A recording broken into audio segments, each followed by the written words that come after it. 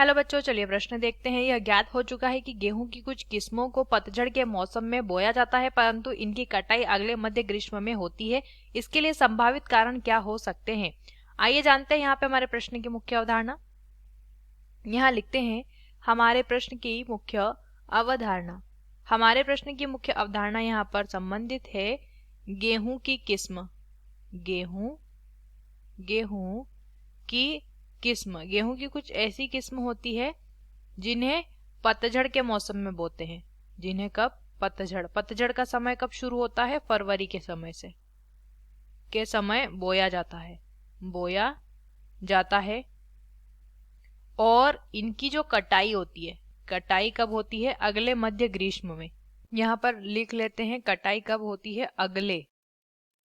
अगले मध्य ग्रीष्म में कटाई होती है। अब ये जो समय आप देख सकते हैं, एक पूरा वर्ष बीतेगा तब जाकर कटाई हो रही है। अगले वर्ष की यहाँ पे बात की गई है, ग्रीष्म की। अब यहाँ पे इसका कारण, कुछ गेहूं की कुछ किस्म जो होती है वो ऐसी होती है जिनमें कि सबसे पहला इनमें जो पुष्पों का विकास होता है, पुष्पों व फलों का जो विकास रहता है वो कम तापक्रम पर होता है, कम तापक्रम पर होगा। दूसरा, इनमें जो कायिक वृद्धि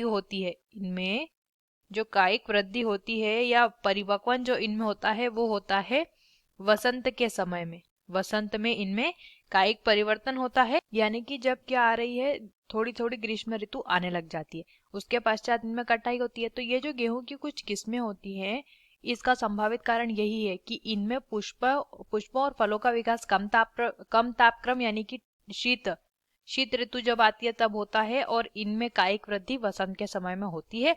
इसीलिए पूरे एक वर्ष का समय इन्हें दिया जाता है परिपक्व होने के लिए, कटाई के लिए। आशा करते हैं आपको इस प्रश्न का उत्तर समझ आया होगा। धन्यवाद।